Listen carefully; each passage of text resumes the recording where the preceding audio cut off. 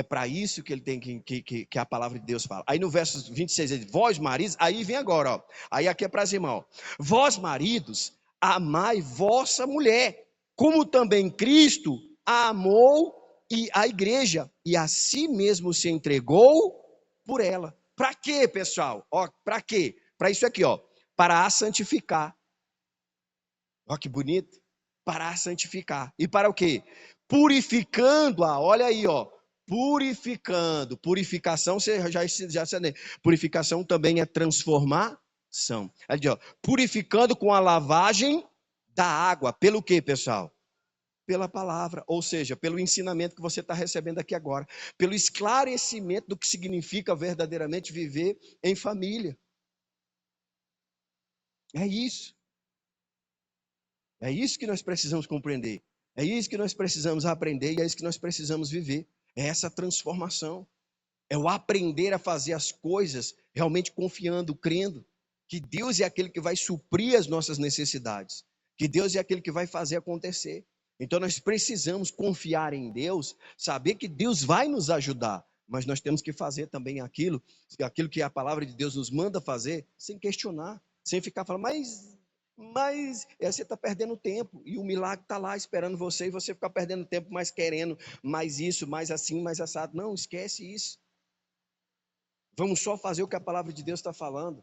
Aí, como eu falei aqui, nós estamos falando de transformação. Aí você quer vou te dar vários exemplos. Durante esse tempo, vamos dar aqui vários exemplos de transformação. Por exemplo, 2 Reis, capítulo de número 4. Olha um exemplo de transformação, né, aqui, para você entender. 2 Reis, capítulo 4. Coloca lá. 2 Reis, capítulo 4. Olha que exemplo de transformação para você entender isso aqui. Foi uma transformação? Claro que foi. Olha aqui. É claro que nós estamos falando aqui de uma família que havia perdido quem, pessoal? Que havia perdido aqui, olha que coisa séria, que havia perdido o cabeça, né? Um corpo sem cabeça, como é que é conhecido, pessoal? Né? É conhecido como a mula sem cabeça, né? Que assombra todo mundo, né? Só serve para assombrar. Mas vamos lá, só para você entender aqui. Diz assim, ó, o versículo 1 do capítulo 4. E uma mulher das mulheres dos filhos dos profetas clamou a Eliseu dizendo, meu marido, teu servo. Então olha que coisa, pessoal. Ela não veio reclamar do marido, ela não veio falar mal do marido, ela não veio expor o seu marido ao ridículo, né? Mesmo saber, é claro, que aí você vai entender agora. Meu marido, teu servo, morreu. Olha lá, vamos continuar, eu vou explicar isso, vamos lá. E tu sabes que o teu servo, ó que bonito aqui, ó, temia ao Senhor. Então aqui ela está até fazendo um elogio. Olha, você sabe que o teu servo aqui, ele era homem do Senhor, era homem de Deus, ele temia a Deus, ele era um servo do Deus vivo, ele temia o Senhor. Porém, olha o que aconteceu. Ele fez o que, pessoal? Como todo ser humano, às vezes, para suprir a necessidade talvez da família, ele teve que fazer isso aqui, ó. Aí diz assim, ó, e veio o credor a levar-me os meus 2 filhos para serem o quê, pessoal? Para serem servos. Ou seja, ela está falando do quê? De dívida. Que ficou a dívida. A responsabilidade aqui era de quem? Era do marido. Era ele o provedor. Era ele o provedor. Era aquele cara que estava lá, que não deixava faltar o pão de cada dia. Era aquele cidadão que deixava de comer para levar o pão para dentro de casa. Era aquele cidadão que se ganhasse algo para comer, ele olhava e lembrava, tenho 2 filhos em casa e mais uma mulher, e aí ele deixava de comer para levar para casa. Era o típico provedor, aquele cara que realmente nunca deixava faltar nada dentro de casa. E aí, em alguns momentos que somos falhos, não somos perfeitos, não estamos falando de perfeição, estamos falando de pessoas que buscam realmente andar na santidade com Deus. O que aconteceu aqui? Terminou que ele entrou o quê, pessoal? Em dívida, que é uma coisa que todo ser humano, enfim, enquanto você estiver vivo, vai ter. Não, graças, pastor, eu não tenho dívida. Como não tem? Vai vendo, você vai vendo. Enquanto você estiver vivo, filho, enquanto você tiver dívida, tem. Existe, é claro, não aquela coisa absurda, mas a gente sempre vai ter algo que a gente precisa ter. É necessário. E ele teve, deixou. E aí veio o que agora? Os credores, porque o marido faleceu, deixou a esposa e simplesmente 2 filhos, e ela agora não tinha. Aí olha que forte agora, hein? Aí aqui olha que coisa interessante. Cadê o provedor agora, hein? Cadê o provedor? Cadê aquele a qual a mulher simplesmente, a Bíblia diz que tem que se sujeitar como a igreja ao Senhor? Mais uma vez vou repetir, vou frisar. Como a igreja se sujeita a Cristo. Aquela pessoa que diz, Senhor, cuida de mim. Senhor, me ajuda. Senhor, supre as minhas necessidades. Para pensar. Você já fez algum pedido para Deus? Qual o pedido que você já fez para Deus? Qual o pedido que nós temos feito para Deus? Você já parou para pensar no pedido que você tem feito para Deus?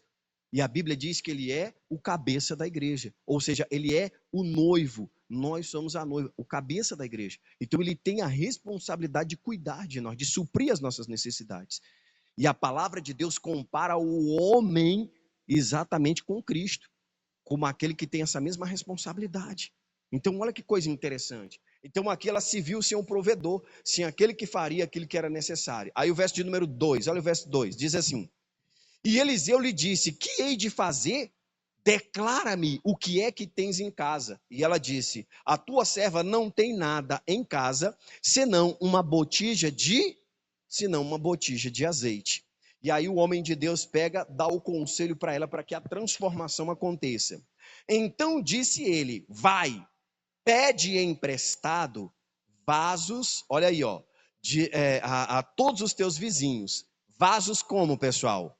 Vazios e não poucos. Eu estou explicando isso aqui, eu tenho explicado isso aqui, porque muita gente pode falar, pastor, tem uma contradição aqui. A Bíblia diz que nós não devemos pedir nada emprestado a ninguém. E o texto está dizendo que o homem de Deus mandou a mulher pedir emprestado. Não, preste atenção, né? Que nós, não sei vocês, mas eu fui daquela geração que amanhã falava assim, filho, só barra para nós. Filho, bate ali na vizinha, pede para ela uma xícara de café emprestar, depois eu devolvo quando eu comprar. Pede para ela uma xícarazinha de açúcar emprestado, para depois, quando eu comprar, eu devolvo. Quem já fez isso aí? Quem já foi lá bater na porta da vizinha? Então, eu já fui muitas vezes, que manhã pedia para nós ir pedir emprestado. Nós não íamos pedir emprestada vazia. Pedia com ela cheia. Mas veja que aqui é um exemplo, só para você entender. O homem de Deus falou, não peça nada, só peça a vasilha. Por quê? Porque aqui tem bênção para quem emprestou. Tem bênção para quem emprestou. Tem, pastor? Tem. Olha aqui, ó. Para quem emprestou a vasilha. Aí ela diz lá, e não poucas. Ela foi, questionou, pessoal? Sim ou não? Ela questionou? Ela não questionou. Exatamente ela pegou e fez o quê? Olha o verso de número 4. Diz assim, ó. Então entra e fecha a porta sobre ti e sobre os teus filhos, e deita o azeite em todos aqueles vasos, e põe à parte o que estiver cheio. Verso 5. Diz assim, ó. E partiu, pois, dele, e fechou a porta sobre si e sobre seus filhos. Eles lhes traziam os vasos, e ela o quê, pessoal? Então, olha que coisa bonita. O texto diz que ela não questionou, que ela não foi fazer perguntas, que ela não foi murmurar, que ela não foi reclamar, que ela não foi pegar, sabe? Não, ela simplesmente ouviu o que o homem disse e foi lá e fez. E assim como o homem disse, ela fez. Ela foi lá, entrou na porta da sua casa, e eu preguei isso aqui domingo retrasado, onde eu falei aqui sobre, né, Mateus capítulo 6, que Jesus diz que quando tu entrares, quando tu fores orar, entra no teu aposento, fecha a tua porta, e em secreto você ora ao teu pai que está em oculto, e teu pai que está em oculto vai te ver e vai te recompensar. Então isso aqui tem coisa importante para nós, porque representa o que, pessoal? Fechar a porta aqui é simplesmente a mente para todo tipo de incredulidade e o coração para as dúvidas. Você não pode deixar a dúvida entrar no teu coração. A palavra de Deus diz, lá no livro de Tiago, que se você pedir alguma coisa a Deus, mas duvidar no seu coração, você nunca vai receber.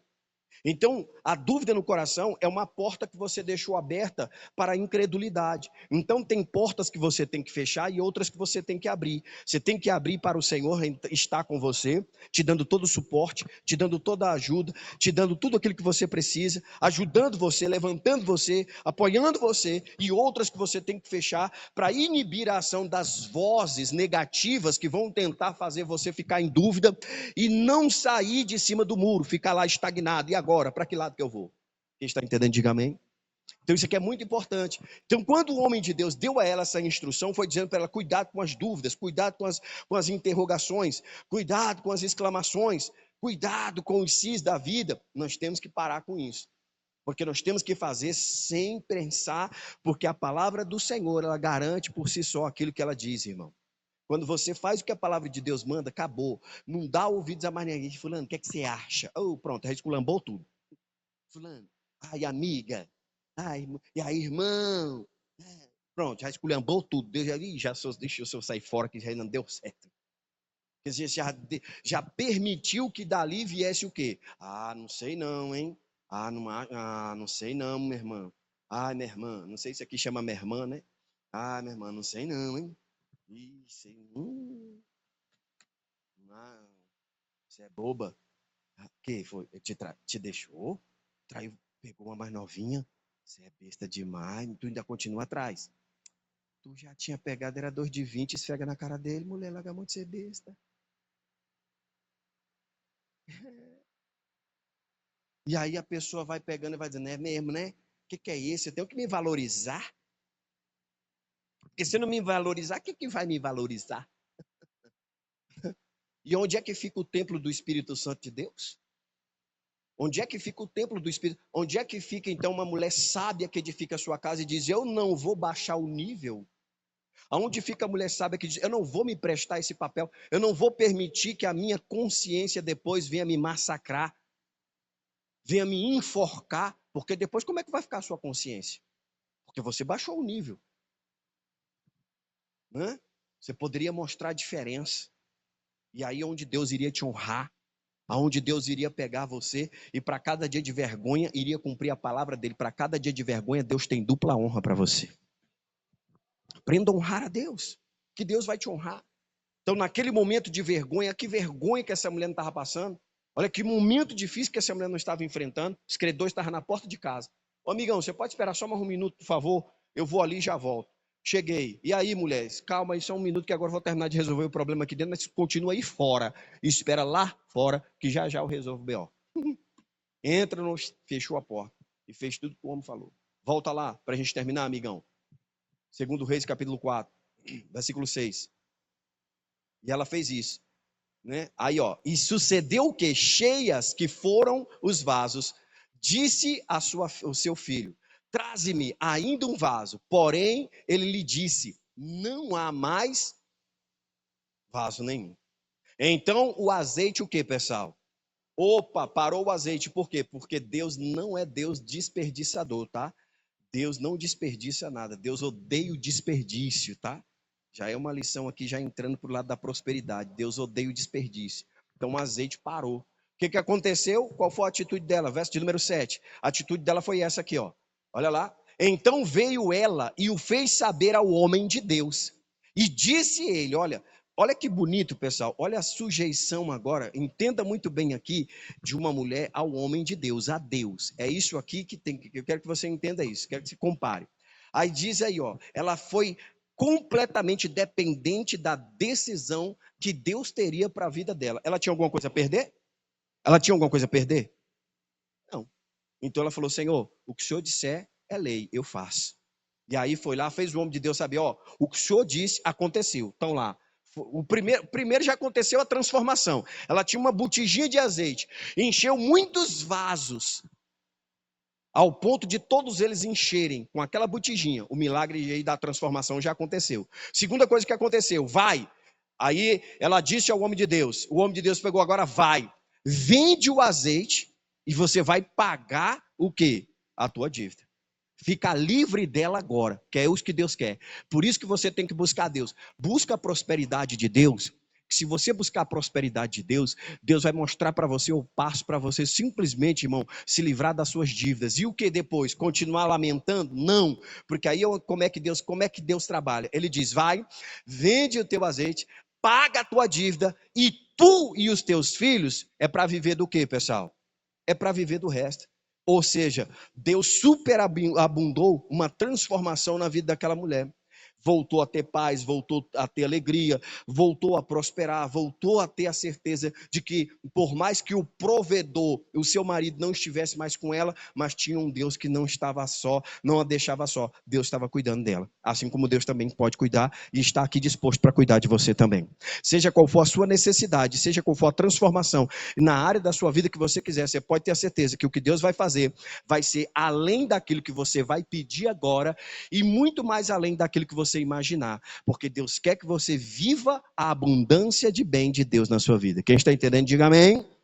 Então guarda essa palavra no teu coração e aprenda a ouvir a voz de Deus e a viver a transformação, o milagre que Deus tem para você. Quem entendeu, diga amém. Então pode aplaudir a Jesus nessa hora.